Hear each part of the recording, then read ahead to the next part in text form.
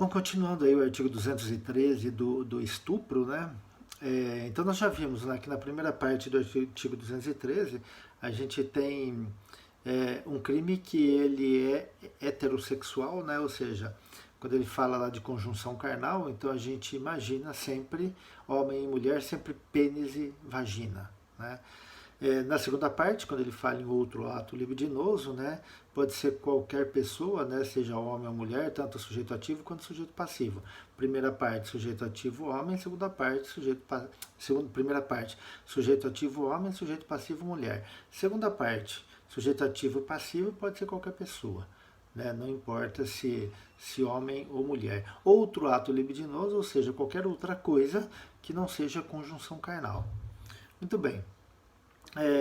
Se a gente, na leitura que a gente tem aqui do artigo 213, se a gente lembrar quando nós estudamos lá dos crimes, né, se o crime é um tipo misto alternativo, tipo misto cumulativo, a gente vai chegar a uma conclusão, até porque há aquela regra, se a gente lembrar lá que quando o tipo é misto alternativo, vem sempre lá o ou, né, demonstrando a alternatividade. E quando ele é misto cumulativo, a gente tem um ponto e vírgula. Né, e o ponto e vírgula demonstra que ali terminou um, depois começa o outro. Então ele cumula. Então a gente tem casos de concurso formal ou concurso material, continuidade delitiva, não importa, mas é a possibilidade do concurso. Numa leitura, né, que a gente faz aqui do artigo 213, né, rápida ou não, a gente chega à conclusão que nós estamos tratando de um tipo misto alternativo. Por que tipo misto alternativo? Porque ele vem aqui, ó, constranger alguém mediante violência ou grave ameaça a ter conjunção carnal a praticar ou permitir que com ele se pratique outro ato libidinoso. Né? Ou. Significa dizer o seguinte, então, né? Mesmo que ele pratique as duas condutas, ele vai responder por crime único, né? Então o sujeito tá lá, praticou a conjunção carnal, mas mesmo assim, né, na prática da conjunção carnal, ele acabou praticando também outros atos libidinosos, ele vai responder por um crime só. E tudo bem. É claro que isso não é pacífico, né? É claro que a gente tem discussões, né, nesse aspecto, né? Porque fica um negócio meio injusto. Imagine vocês, o sujeito pegou a vítima, né? Vamos pegar uma relação heterossexual para a gente poder ter as duas figuras, né? Ele pegou a vítima, né? Levou para um lugar ermo lá, e lá ele manteve conjunção carnal com ela, constrangeu ela mediante violência à conjunção carnal. Depois, por grave ameaça, ele submeteu ela à prática de outros atos libidinosos, né? Felácio, qualquer outro tipo aí que vocês imaginarem de conduta, né, de atos libidinosos, né, beijos, lascivos, seja lá o que for mais, ele vai responder por um crime só. Não é possível o concurso. Quando a gente tinha o artigo 213 e o artigo 214, um no estupro, outro atentado violento ao pudor, essa discussão também havia, se era possível nós termos o concurso. Como a gente tinha tipos separados, né, então a defesa dos que defendiam o concurso, né, era muito mais forte, né? Mas a gente tinha decisões, né, entendimentos e decisões, né, nos quais se dizia, não, mas está tudo dentro do mesmo contexto, ele não pode responder pelos dois crimes, né?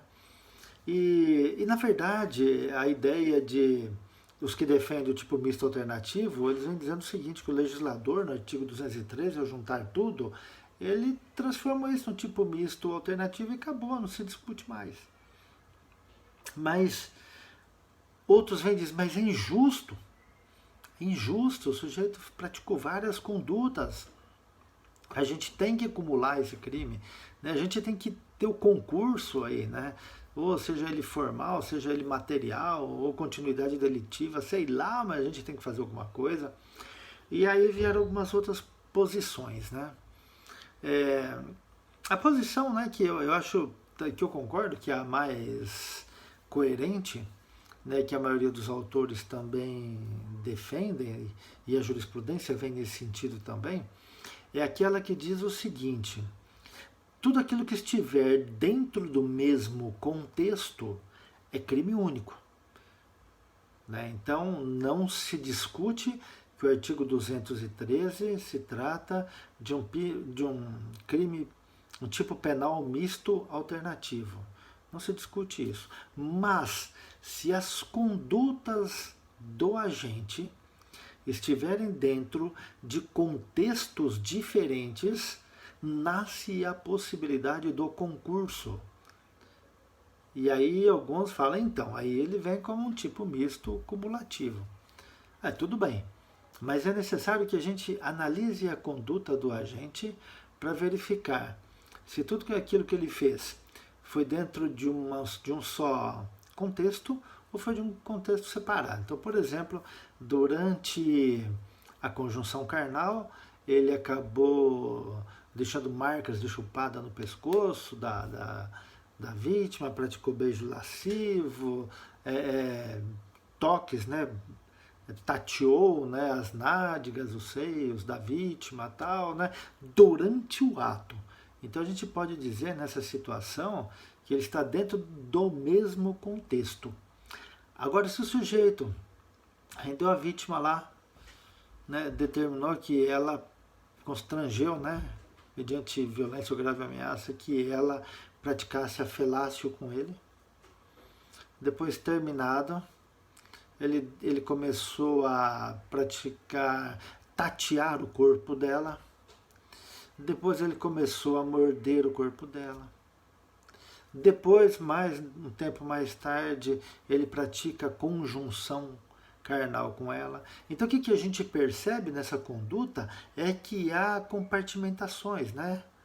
Há segmentos, né? Ele parou, fez aqui, parou, depois fez aqui, parou, depois fez aqui, parou, depois fez aqui, parou. Então a gente está fora do contexto. E estando fora do contexto, né, defendem a maioria dos autores, né, que é possível o concurso de agentes. Nessa situação é possível. Fora isso, não. Fora isso, a gente está num tipo misto alternativo. O crime também traz aqui algumas figuras, né? A pena, você já viu que a pena ela é grande, né? De 6 a 10 anos de reclusão, crime hediondo, com o pacote anticrime aí, ele trouxe uma nova forma de progressão do crime, né? Já não é mais como era antes, né? A progressão hoje ela é muito mais não é mais difícil, né? Ela existe, né? Mas o tempo, né, que ele deve permanecer em cada regime é maior do que se tinha anteriormente, né? Que, né, de certa forma está correto. Aí vem o parágrafo 2º, né? E aí a gente está aqui no parágrafo 2º aqui, o agravamento pelo resultado, né? Então vem lá. Para o segundo não, parágrafo 1º, me perdoem. O primeiro e o segundo. Então o primeiro, se da conduta resulta lesão corporal de natureza grave, ou se a vítima é menor de 18 ou maior de 14 anos, a reclusão é de 8 a 10 anos. Bom, primeira coisa, né, que a gente fala, lesão corporal de natureza grave. Por que a leve não? Porque a leve ela está dentro da violência lá do caput, né? Ela já está lá é a leve. Outra pergunta, e a gravíssima? Por que a gravíssima não? Tem se entendido que tanto faz grave como gravíssima se aplica aqui. E eu acho meio perigoso esses entendimentos, né? Porque o legislador deveria ter colocado grave ou gravíssima.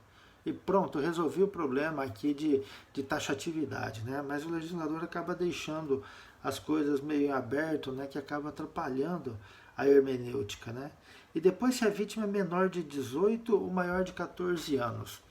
Por que ele pegou esse aspecto aqui, né? Porque a gente vai ver lá depois no 217A, o estupro de vulnerável, que abaixo de 14 anos há uma violência ficta, né? Presumida. Né? E a gente vai ver também que quando for maior de 18 anos, a gente tem alguns aspectos, né, em que a gente sabe, né, que o conhecimento, né, da vítima maior de 18 anos é muito melhor do que aqui da menor de 18, da menor de 14. Então, na verdade, houve um especial interesse em proteção pelo legislador do menor de 18 anos até 14, né, que tinha ficado, né, meio assim largado. Por quê? Porque aqui dava a impressão de que acima de 14 a regra era a mesma e abaixo de 14 a regra era outra. Então ele criou um meio termo aqui em relação à pena, né, para uma especial proteção àquele que está entre 14 e 18 anos. Tá? E o parágrafo 2º, né, se da conduta resulta a morte, né, pena de 12 a 30 anos. Né, se do estupro, né, resulta a morte. Né, e veja bem, né, se do estupro resulta a morte, em razão do estupro ocorreu a morte, não significa que ele matou simplesmente. A gente tem que, se houve uma conduta, na verdade, vamos imaginar que houve estupro, mas depois ele resolveu matar, né, para acabar com a prova. Né? É do estupro que resultou a morte ou ela morreu em razão do estupro? Se ela morreu em razão do estupro, a gente está de 12 a 30 anos. Né? Se ele matou ela depois para tentar se eximir da eventual responsabilidade criminal, a gente tem um crime de estupro em concurso com um homicídio qualificado. Né? A gente tem um concurso. Então, tomem cuidado aqui com essa forma como o legislador colocou. Se da conduta resulta a morte. Né? Da conduta do estupro resultou a morte. Fora isso, não é possível. A gente tem discussões, muitas discussões, em relação ao estupro, principalmente ao estupro, quanto em relação à pena. Né? Então, embora a gente perceba aí que a pena ela é grande, ela é grave, né? Que o legislador se preocupou com isso, né? Mas muita gente acha que isso não é o bastante, que há necessidade de outras situações. Né? Então se defende, alguns autores, alguns criminólogos defendem para esse tipo de crime a castração química. O que é castração química? Né? É um medicamento, ou sei lá, uma intervenção médica que faz com que o indivíduo perca a libido. Né? Então ele é castrado quimicamente, ele não vai ter mais libido e por isso ele não vai cometer mais o estupro. Primeiro que isso ofende a dignidade da pessoa, então por isso, né, o direito pátrio ele não admite esse tipo de pena. E uma outra coisa também, né, alguns falam que isso é até pena permanente, perpétua, e por isso não poderia. E os que defendem falam que não há uma proibição na Constituição de castração química. Fala em pena perpétua, ele não vai ficar em pena, ele vai ter o direito de ir e vir, né, depois de cumprir um tempo lá de prisão também, então não teria porquê de se preocupar com isso, né? Mas é de se pensar, né, o nosso sistema jurídico, se ele é tão... É como defender a pena de morte, né? A gente, em alguns momentos, em algumas situações, alguns crimes, a gente acaba defendendo a pena de morte, mas, na verdade, o que a gente precisa ver é se o nosso sistema jurídico ele nos tem trazido essa garantia de que a condenação realmente ela está de acordo com os critérios de justiça. Ainda essa semana eu vi na mídia aí, né?